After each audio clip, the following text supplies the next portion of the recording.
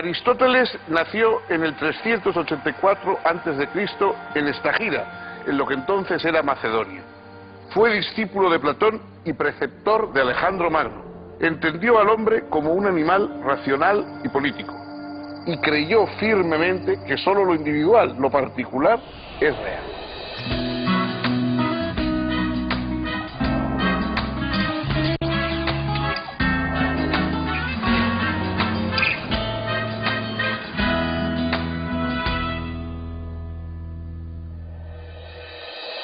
¿Cómo están, amigos?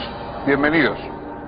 Hoy vamos a hablar de la única figura de talla semejante a la de Platón que hay en la historia de la filosofía, Aristóteles.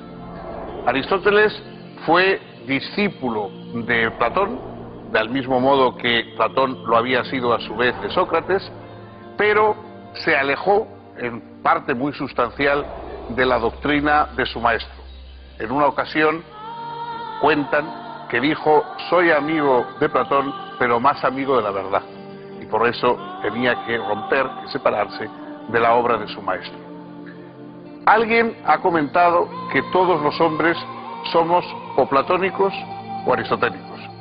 Platón es la doctrina de las ideas, es la búsqueda de un mundo en el que los universales eternos, inmortales, etcétera, se conservan y proyectan su influjo, digamos, conceptual sobre el mundo de la materia. En cambio, Aristóteles es un realista. Aristóteles no cree en otro mundo ideal, sino que cree que los conceptos, que las llamadas ideas, están realmente en nuestro mundo. Es decir, lo que existen son individuos, cosas, objetos, y a partir de esos individuos y objetos, buscando sus semejanzas, nuestra cabeza, nuestra mente es la que busca el concepto y la que crea el concepto. El concepto no está en otro lugar ideal, sino que está en nuestra capacidad de pensar sobre la diversidad del mundo. Vemos cosas diferentes, cosas distintas, y las agrupamos de acuerdo a clases en un concepto, pero ese concepto es una producción nuestra, es una proyección de nuestra capacidad intelectual. El hombre es un animal racional y político. Para Aristóteles, los dos rasgos son fundamentales. Nos distinguimos por la razón, porque somos capaces de pensar y de reflexionar sobre lo que hacemos, y sobre todo de asombrarnos, que es el comienzo de la filosofía. El principio de la filosofía es el asombro ante el mundo, el preguntarnos por qué. Y luego somos animales políticos, es decir, tenemos que vivir en la polis, tenemos que vivir en comunidad con los demás. No hay seres humanos que puedan vivir solos, porque todos tenemos lenguaje, somos seres simbólicos, y por lo tanto un ser que tiene un lenguaje que él no ha inventado necesita los otros seres para compartir ese mundo de símbolos con ellos.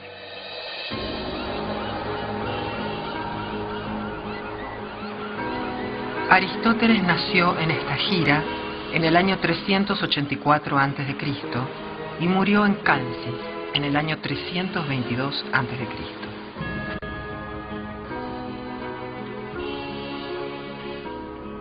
Era hijo de un médico de la corte macedonia. Durante 20 años fue discípulo de Platón en la famosa Academia de Atenas. Mientras Platón vivió, fue fiel a sus enseñanzas. Luego desarrolló su propia filosofía en abierta disidencia respecto del platonismo.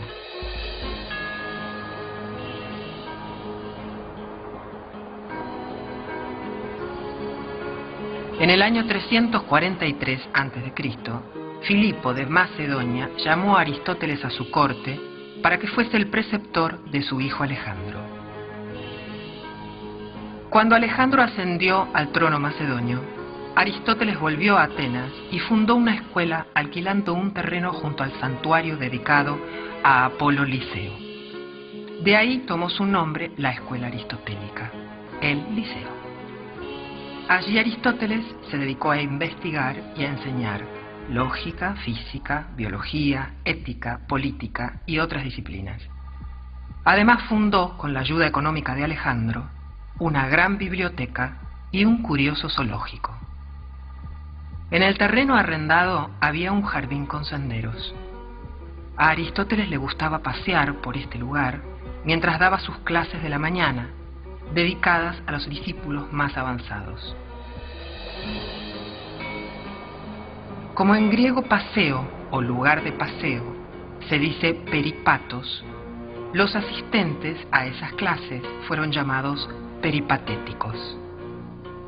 Los apuntes correspondientes a las clases que impartía Aristóteles por la mañana son lo que se ha llamado escritos esotéricos y son los que conservamos. De los otros, llamados exotéricos, solo nos han llegado algunos pocos fragmentos.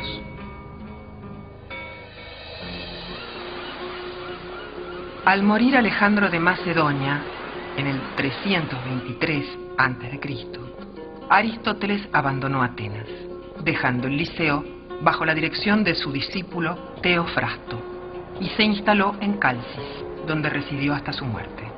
Solo una parte de la obra aristotélica ha llegado hasta nosotros. Los escritos conservados ocupaban antiguamente 106 rollos de papiro, pero la producción escrita total, según el catálogo alejandrino, llenaba unos 550 rollos. Lo que conocemos de su obra atestigua su enorme capacidad de asombro y deseo de saber. Su interés se desplegó rigurosamente por los más diversos ámbitos.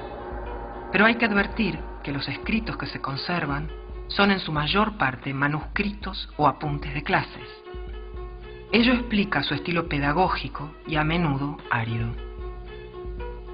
Sabemos que también escribió diálogos, cuya fuerza y claridad fueron elogiados, pero que se han perdido. Según Cicerón, los diálogos aristotélicos hoy extraviados eran un río de oro, por su elocuencia y su lenguaje elegante y preciso. También compuso himnos y poemas, de los que solo se conservan fragmentos. Aristóteles acometió la primera sistematización o clasificación de las ciencias en la antigüedad. Dividió el pensar discursivo en tres clases. Estarían las ciencias productivas, las ciencias prácticas y las ciencias teóricas. Las ciencias productivas apuntan a la producción de objetos bellos y útiles. Las ciencias prácticas se ocupan de la acción humana y ahí encontramos a la ética y a la política. Y las ciencias teóricas son las que se ocupan del conocimiento por el conocimiento mismo. En esas ciencias teóricas, Aristóteles ubica a la física, a la matemática y a la filosofía primera, que fue lo que luego se dio en llamar metafísica. En cuanto a la lógica, Aristóteles, que fue su gran organizador, no la considera específicamente una ciencia, sino más bien una preparación para las ciencias, un instrumento, un órgano, que servía para conocer las formas válidas y las formas inválidas de pensamiento. La filosofía aristotélica se opuso a la enseñanza platónica por entender que ésta, con su teoría de las ideas, duplicaba innecesariamente los entes, ya que explicaba los entes reales por otros ideales, y que además la noción de una participación de las cosas particulares en las ideas era poco satisfactoria. Para Aristóteles, las ideas son entidades ficticias. Solo existen los individuos. Los individuos son las sustancias que sostienen todos los atributos que predicamos de ellos. Y las ideas universales no son más que abstracciones que el entendimiento realiza a partir de los individuos. Tanto Platón como Aristóteles creen que hay algo que es la esencia de las cosas.